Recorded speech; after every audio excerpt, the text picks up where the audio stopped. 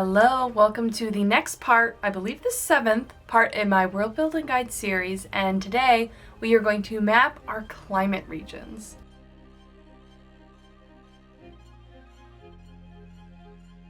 Now, I have this all set up like I did last time because it sounds like people liked this new way of filming these, and it's way more fun and easy for me too.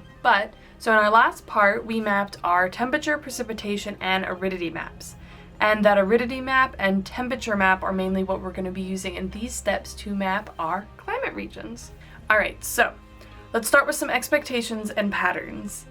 Since we're working with an Earth-like world with the same rotation, the same number of cells, etc., the patterns in our climate regions should be roughly the same as Earth. So when we get to assigning these climate regions, we will want to keep those patterns in mind so that we can scoot things around a little bit to help them make sense. There's a lot of factors that go into climate, obviously, that we didn't touch on here, but it's a good way of judging if we've made good calls in the earlier steps. Now, I've made a number of maps going through this whole guide, and each time I've noticed a few issues, I've gone back and kind of tweaked this process, and I'm sure every time I go forward, I'm going to find more little things that I want to tweak, more components or factors that I want to include, that sort of a thing. But at this point, I think it's pretty good. So, as you can see here, this is a world map of the Köppen-Geiger climate classification. And I'm going to be pulling most of the expectations and patterns from this climate system as it's described by Britannica, which I will link below, and a graphic shared by Vincent, which I will also link below. And I like using the Köppen climate classification system because it's really easy to take your area's classification and look it up online and just find lists of places that are, you know, in that same climate region, and then you can look at pictures, get inspo pictures, kind of read about what it's like to live there. You can try to find ones that sort of match geographically similar to where that place is on your map. Look up flora, fauna, like it's just a really good way to get quick and easy inspiration for what the climate is actually like in that area. So before we get into actually mapping this out, I know not everyone is super familiar with the Köppen climate classification system. I really like it, I always have, but we're going to start with a breakdown of that system for those of you that are not super familiar. So the Köppen climate classification system is divided into 5 major types. You have A, which is tropical, B, which is arid, C, which is temperate, D is continental, and E is polar. So type B, which arid, right, is based off aridity mainly, while most of the other ones are based off mainly temperature. Alright, so here you can sort of see the world map. And I just got a bunch of maps. They're not all from the same set. I couldn't find matching ones, but sets from the Wikimedia Commons. But these are all of the tropical climate regions on Earth, and they hug right around that equator line, as one would expect. So the general requirement for meeting the major type of being tropical is that you have no temperature that is colder than warm. And these will be mostly in a belt around your equator between about 15 degrees north-south, specified that you need to have at least one humid season to be tropical. And so there's 3 minor types. You have F, M, and W, rainforest, monsoon, and savanna. So I built all of these classifications that I'm sharing here. These are obviously not the actual, Köppen climate classification requirements. These are based off my system. That's why I'm using my keywords from our maps, like humid, moderate, dry, warm, whatever. Like those are all what means things in my system, and I have mapped sort of the equivalent temperatures back to these, I guess, requirements for the Köppen climate systems, and those systems get a lot more complicated too. Like there's a lot of math, and we're not doing that because math is not my thing. So just keep that in mind with this. This isn't the actual, yeah. But anyway, so rainforest, as one would expect, you need to have at least one humid and moderate or, more precipitation year-round. And this is going to typically be within 12 degrees north-south. At least that's what it is about Earth. And there's not going to be a lot of temperature variation in these climate zones because it's just very moist and humid and warm year-round. AM, which is tropical monsoon, is going to have a shorter, drier season. So typically this area will kind of lie between AF and AW climate regions, maybe around 5 to 10 degrees from the equator, but we're classifying it as one arid and one humid season, or one dry and one moderate or more wet season. AW, tropical savanna, has the largest temperature range and less overall precipitation than the other two tropical climate classifications. It has a longer dry season, and typically this will be on the edge of the tropics next to AM and then BSH and CW, which we'll get to. But we're classifying this as one arid or semi-arid season, and then seasons have to be dry and low or low and moderate. And you normally see these between 10 and 15 degrees north and south.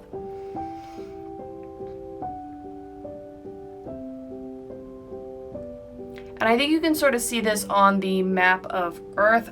Okay, so type B, arid. Now, there is an aridity calculation that's basically, there are like 3 aridity thresholds based off the average temperature and when the precipitation is received.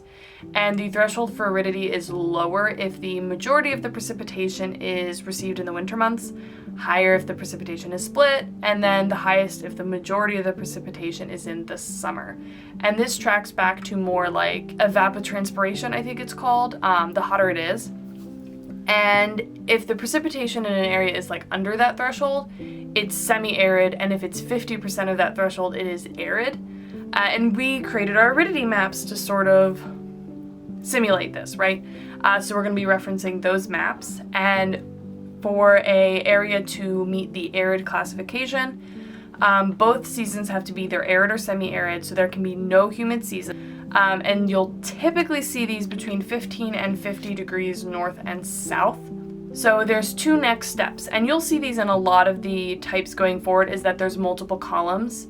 And they're basically like, if you sort of think of them as like a tree, like, okay, we've met arid, right? So now we're either going to go to W or S.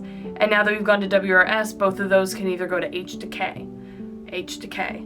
And they're sort of like either your W or S, and you're either H or K, and it sort of like steps out like that, if that makes sense.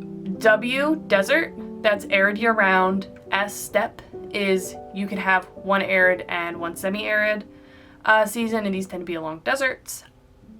And just as a note, if this wasn't already clear, when I say season, I basically mean half a year, because we did summer and winter. So I mean, I guess there's seasons, but like, we're not looking at all 4 seasons. We're only looking at the 2 we mapped. Just, yeah. And then we go from H, hot or tropical, and K, which is cold or subtropical, and that's just basically how cool the winter is. So hot or tropical means the winter does not get any cooler than mild.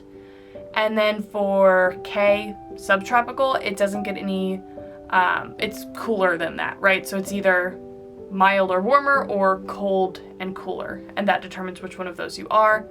And the rough 15 to 30 degrees north and south for tropical, and rough 30 to 50 degrees north and south for subtropical is what you'll find.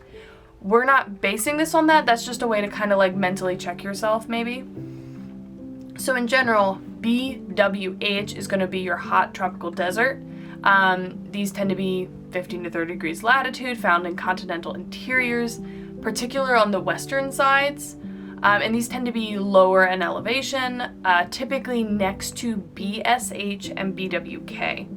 So then BWK, which is a subtropic desert, is going to typically be between 30 and 50 degrees latitude, and it's found in continental interiors, again, particularly the western sides, again. And these tend to be lower elevations and at higher latitudes than true deserts, typically next to BWH and BSK. So next we have BSH, which is your hot semi-arid or your hot steppes. And these tend to be between true deserts, so BW whatever, and C or D, continental or temperate type climates, or, you know, closer to the poles than true deserts. And then our last one here is BSK, which is the cold, semi-arid, or steppe classification. And these are typically at higher elevations and tend to be next to BWK climates. All right, so next we have temperate and continental, and I combine these together because other than that very first classification of whether or not it's C temperate or D continental, the rest of the columns are the same. So it's sort of like you can pick C or D, and then you can pick F, W, or S, and then you can pick A, B, C, or D. So in order to fit either temperate or continental, right? Mild summers or hotter, at least one humid season, and then based off the temperature of the winter determines whether or not it's temperate or continental. Continental gets a lot colder and temperate gets a lot milder, which obvious. So the next we pick F, W, or S, and this will basically be based off the aridity. So if it's F or humid, that's going to be humid year round. W, which is like a dry winter, is going to be arid or semi-arid winter. And then S, which is Mediterranean dry summer, is going to be arid or semi-arid during the summer. So then if you get to the next column, which this is based off the temperature, you have A, hot summer, which is hot or very hot. B, warm summer, warm. C, cold summer, which for us is mild summer. And D, extremely cold winter, which is extremely cold winter, right? So as I'm sure you can sort of pick up here, right? Temperature and continental are very, very similar. Temperate is obviously more mild, more moderate, most often due to a maritime influence, while continental has more extreme temperature swings due to the continental effect of being more inland, which we've talked about both of those things in earlier videos. You will tend to see these climates between 20 and 70 degrees north and south, and you can see on this map here, it's actually marked all the different classifications, so you can see all the temperate ones. Yeah, the next map I do have all the continental ones, but these are the temperate ones, so you can sort of see the areas that they're in, and so your CFA, CWA, CWB, and CWC, which is kind of your humid subtropic bunch, typically is going to be between 20 and 35 degrees latitude on the eastern side of continent. So you can sort of see, where is it? So CFA is this color, CWA is this color, CWB is this color, and CWC is this color. And you can definitely see them on the eastern side of some of these continents. And then typically you will see these on the poleward side of AW and AM climates. And then CWB is typically near AW or CWA at higher altitudes, and then CWC at even higher altitudes. So then CSA and CSB are sort of going to be our Mediterranean climates. So CS, A, and B. And these are typically going to be between like 30-35 degrees latitude on the far western sides of continents, and they tend to be smaller strips along coastlines unless there are like large bodies of water to follow it eastward, I guess. And CSB tends to extend inland from CSA and sometimes border oceanic climates. So on our map here, CSA, CSB are going to be these two colors, so you can definitely see that in here a bit. You can see that right along here, a little bit here, right here, a little bit into this region here, and like you can see this trails in as it follows the Mediterranean, and there's your pattern.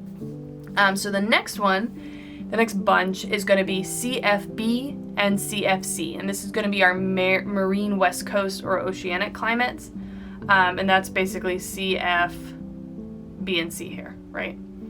And this is typically going to be poleward of Mediterranean climates, between maybe 35 and 55 degrees for CFB and 45 to 65 degrees for CFC, and they tend to be on the western side of continents. CFB climates tend to be poleward of Mediterranean or CFA/CWA climates, and CFC is poleward of CFB. And I'm mentioning all of these like patterns, right? But these aren't necessarily going to apply on our world, on the world you've built, right? There's a lot of things you can do that can kind of mess with this a lot, and sometimes these patterns look really neat and tidy on the Earth map, but less so on other maps. And also keep in mind that on Earth, the continents move. There have been large-scale overtime temperature differences and ice ages and stuff like that, where you'll see a bigger change in these patterns and how all of this gets applied. So just keep that in mind. But let's move on to specifically looking at the continental climate. So here's another map with the continental climates marked in, and it doesn't have the key, but I can sort of tell you which ones they are probably, I think. But DSA, DSB, DSC, and DSD are going to be continental Mediterranean. And DSA and DSB are typically going to be between 35 and 50 degrees, either near like steppe climates, or DSA higher in elevation than CSA. For DS, you'll sort of see DSB is higher in elevation than DSA. Again, the temperatures tend to, as you increase in elevation, temperatures go down. We've seen that.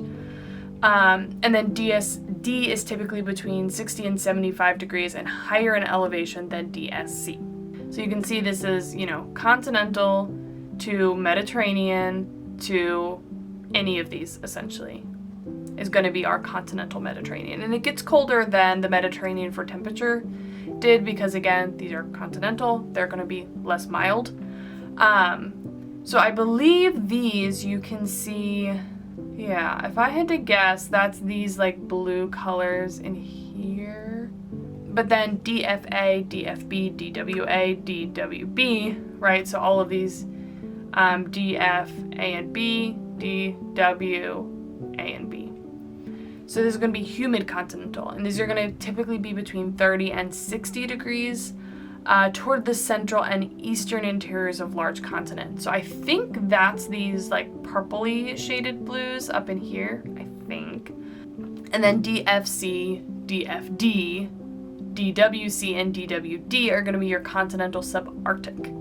And these are typically going to be 50 to 70 degrees and poleward of your humid continental climates. And those are definitely these like teal colors up in here. But yeah, so this is temperate and continental climates. The next type is polar, which, I think it's pretty obvious where these areas are, right? You're looking incredibly poleward areas, very high elevation areas. So the general requirement for this classification is that summers have to be cold or colder, and none of the seasons can be arid. So these is further broken into two categories, T, so ET, tundra, and FEF, ice cap. And your tundras are typically going to be between 60 and 75 degrees along coasts, also typically between continental subarctic climates or ice caps, or, at higher elevations. EF, ice caps, are typically above 65 degrees and cover the continental interiors that would be covered in an ice cap. And these could also be in mountains at very high elevation. So I have tundra classified as cold summer, ice cap is very cold or colder year round. And you can definitely see this is going to be our ice cap. We have some ice cap up here in Greenland. And then for the most part, the rest of this is going to be tundra, which you can see up in these very northward, right? Or very high elevation areas. So like along the Andes, the Himalayan mountains. Wow, I can talk today. But I feel like this one's pretty clear. And I actually think that the polar climates are the most clearly divided because sometimes you can have overlaps, right? Just due to how the other ones are classified. And so I actually start with polar, which we'll get to. So you will have seen little cuts of this, but this is my climate classification cheat sheet for my system. The only way I could do this was by creating a cheat sheet, or I couldn't, my brain. So this is going to hopefully make it a little easier to go through and assign these regions. Mapping each classification individually is incredibly different or difficult. So if you just try to do let's mark all the BWK climates, that I've tried it, it's impossible, I don't recommend it. So I will use essentially a different color for each column and then circle all the areas in that general category to match, and then I will go through and color in each specific classification. So when I've done this on paper, I just completely circled things, and I think I actually used pencil back then because I would erase it, but you would have, each area would have a major classification, so A, B, C, D, or E, which you would circle it and mark, this is A. And then within that section, you would mark the next column, which say for arid, we're gonna either mark it W or S for desert or steppe. And you'll just be looking at your maps and be like, okay, this section of this arid area is, you know, arid year round. So we're gonna circle that, mark it W. And then you'll further go through that arid area, say, and mark it between H and K, whether or not, you know, look at the winter temperature for whether or not it's mild or hotter or cold or cooler. And then once you've done that, you can sort of be like, okay, well, this area is circled by A, W, and H, so we'll color that in, and you can sort of work through it like that. This time, I did it in Photoshop, and it was amazing because I could use layers. I highly recommend it. So I've taken screenshots throughout this process to hopefully help. I don't have a lot of drawing videos because I think that it's very hard to read when you're just making tons of overlapping circles. So I hope this makes sense to you, but if people are still confused, I can always make a follow-up video with like a more in-depth walkthrough of how to do it, but hopefully this is good. All right, so the first step is to make a key with all the classifications above and try to match it with the Köppen climate classification system if you can. Mine's not exact, but it's really similar, and sometimes it's based off what's available. So I used to do this with colored pencils, so I only had certain colored pencils available. My system tends to lean towards things showing up as arid if you don't do that one last. If you do it first, like a huge portion of your map will be arid. So that one is last. And I like to start at the bottom, then work up, and then go to arid. So I start with polar. It is the most clear. Anything that is polar is very, very obviously polar, and I work like that. It's also easy because there's only 2 to choose from, so it's like a good, like, easy starting place. All right, so E, polar. So we're gonna go through the map, and you circle all areas that are polar. So you can see here, I have all these areas here that I marked as polar, and they're either my, you know, very poleward areas or my high elevations. So you'll see that summers in that hemisphere are going to be colder below, and no seasons are arid. And I put my maps up over here so you can sort of see this, and I won't go this in depth for all of these, but you'll see that, so summers in that hemisphere, which for this hemisphere, summer is going to be right here, and those have to be colder below, which is going to be green or lower. So you can see these lines here line up with this area here that is cold or lower in temperature. And then no seasons are arid. So if you look down here in that section, you're not really going to see any arid seasons, or yeah, arid seasons. You have this little bit of aridity here, but that's kind of cut out here. And that's sort of just how you do it, right? So this is just the general polar areas. So then if we want to break that up more into ET and EF, for EF, just color in all the polar areas that are very cold or colder year round as ice caps, which I have done. And then the rest of the areas are tundra, which is pretty straightforward, which is why we start here. All right, so the next one is temperate and continental. I start by circling the areas that generally apply to either of these, which again, your summers in the hemisphere are going to be mild or hotter, and there's going to be at least one humid season. And then once you've kind of figured out what areas those are, differentiate them between continental and temperate. Continental is winters in the hemisphere are very cold or colder, and temperate is going to have winters will be mild or cold. So you can sort of see that here. Green is going to be all my temperate areas, and purple is all of my continental areas. All right, so now to the next column we have F, W, or S, which is going to be humid, dry winter, or Mediterranean dry summer. So in all of your areas that are temperate and continental, doesn't matter which one they are, circle the areas in a new color. I used orange, and label them between those three. Either they are humid year-round, and you mark them as F for humid, or you mark them as dry winter, W, if they are only humid in summer and are arid or semi-arid in winter. And then S is going to be areas that are only humid in winter and are arid or semi-arid in summer. And so you can sort of see I kind of just went through and mapped these out in the way that made sense. So like all of this is just W. This little section is S, but the rest is W. This little bit is S. All of this is W. This is W, S, S. And I kind of just went through and marked all of them, right? And this is already starting to look a little bit messy, but then we add the next column. So this is going to be, I did this in blue for A, B, C, and D.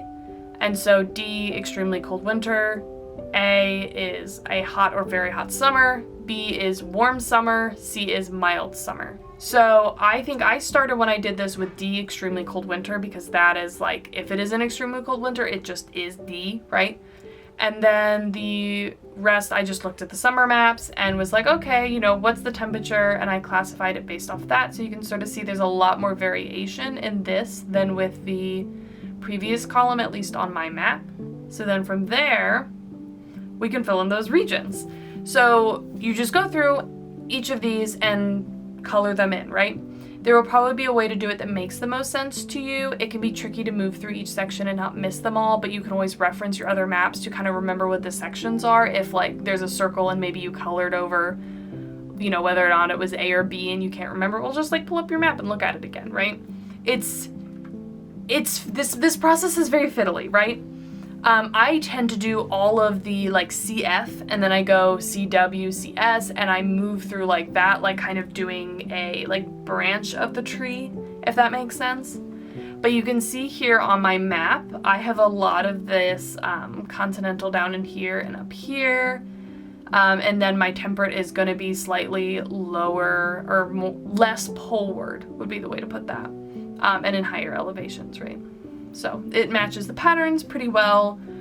So, you know, it's like, okay, you know, I kind of did an okay job, right? It looks pretty reasonable. All right, so then we're going to move on to tropical. But I forgot to take a screenshot of this process. So you know what I'm talking about though.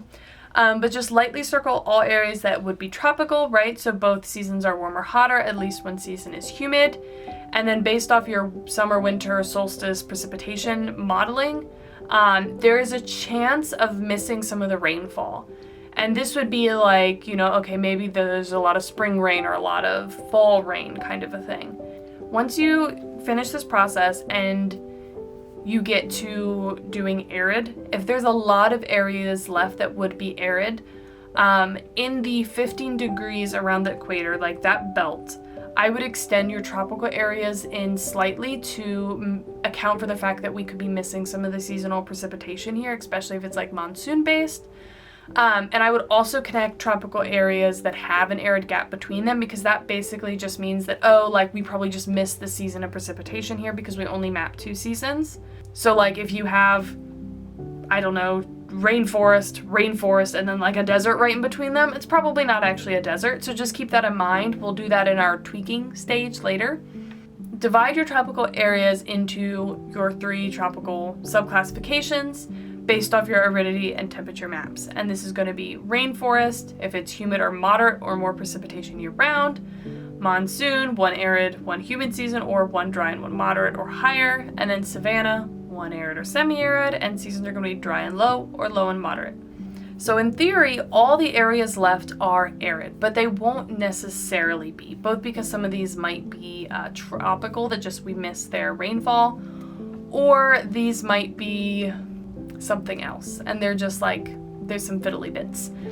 So basically go through all of your empty areas now and mark anywhere where both seasons are arid or semi-arid and no seasons are humid. So I've done that here. You can see that in this red color. That's just my general, these fit those arid classifications, and you can see there are places that do not have any colors. We'll deal with those later, but I basically went through then and then divided the areas between W and S, desert and steppe, and then between W and S based off how arid they are. So W is arid year-round, S is there's 1 semi-arid season, and then we'll go through next and do H and K. So here you can see I've sort of circled the areas that are W or S in blue, and then here I've added the yellow for whether or not it's a mild winter or whether or not it's a cold winter. So you can see that. And then I'll color each of these areas in either BWH, BWK, BSH, or BSK, which I have then done here. So you can see that my gaps have disappeared. I've mostly just extended all the tropical areas into those where it made sense, or whatever other colors were close by. I kind of looked at my maps and was like, does this sort of make sense? Yeah, this sort of makes sense. So this is what my map looks like with no adjustments at all. And you can see that there's a lot of hot desert. Like there's a lot of hot desert on my map, which based off this continent, like this continent is going to have a lot of deserts, right? Because in this, and so since I have mountains along here that's going to keep that precipitation that's pulled up from the oceans and traveling this way, it's going to drop down here, which you see it's, you know, tropical to temperate, and there's not going to be no moisture left once you get inland here. So like this is going to be very deserty, very dry, very arid. So now we're going to add and fix transitions. And you can sort of see, I'm just going to flip back and forth, a few differences, mainly right here, right? And some of these steppe areas I think have sort of encroached a little bit further inward, and we've added some more continental zones here, some more tropical here to fill in the areas that were arid that probably shouldn't be too far. But the things you're gonna fix. AM or tropical monsoon, add that between your AW savanna and AF rainforest climates. It's kind of a good border to be there. Again, you probably just missed the monsoon season in our modeling. Next, look at your ocean dipoles. And there can be monsoon climate zones on either side of these. So if you have an area that is, you know, maybe arid or temperate or something, but you have a dipole, you can look at whether or not maybe those would go more towards being a monsoon season and kind of account in your head for that.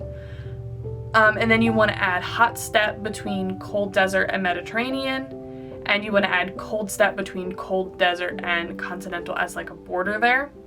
And then remove any equatorial deserts between AM and AW, or which is our tropical monsoon and savanna. And these areas should be one of the climates, either, you know, tropical monsoon or savanna. We missed that rainy season. But otherwise, I would just look at it, and if there's anything that looks particularly wrong, just go back and look at your maps and really think about it. And if you're like, you know, thinking about this area really should have a lot more precipitation, and maybe I just wasn't as generous in those maps, learn from that, maybe make some tweaks here. If you want to go back and redo some of those earlier maps, you can, but I think it's pretty easy to just make tweaks here as well. I will say I have gone back and redone the same map like 3 or 4 times just to get to the point where I'm like, okay, like I know how far to go in with like maritime influence, because that's something I started not being as generous with as I should. And just things like that. You'll sort of learn how you do this, right? And how you have to make adjustments to make it more accurate. But this is my finished climate map. So we're at the stage where we actually have a finished climate map that gives a really good idea of what it's like in those areas in your world. And I mentioned this earlier, it's really easy to research these areas, get more inspiration, learn more about them. And going forward, the next 3 steps are really going to be taking these climate classifications and some of the other maps we've made and really getting an even more in-depth picture when it comes to world building, in the sense of thinking about the people living there and, you know, some of the other more global patterns. So the next 3 videos, I currently plan to do large-scale weather patterns. So these are going to be areas that are like affected by like hurricane season, are areas that are going to have like, you know, tornado valley, comparable things. And then we're going to do mineralogy, which will tell you sort of where you're going to have different types of ores, where you're going to have fertile land. And again, that in general is going to be more like a regional map would be for specific like ore deposits, but this is going to be areas where like, okay, this mountain range on this part of it might have this. This area might have this, and that can tell you a lot about how cultures would have developed in those areas and where they would have developed.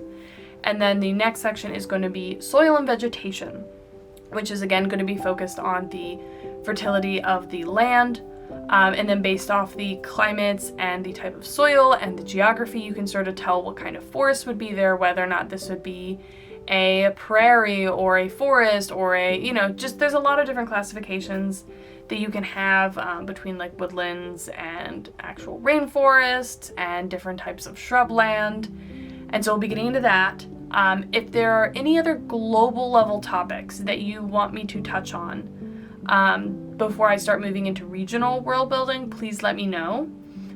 But thank you so much for watching. I've done, you know, a lot of research for this one, and this is probably the one that I've gone back and iterated on the most, which is part of the reason why it's taken so long to come out.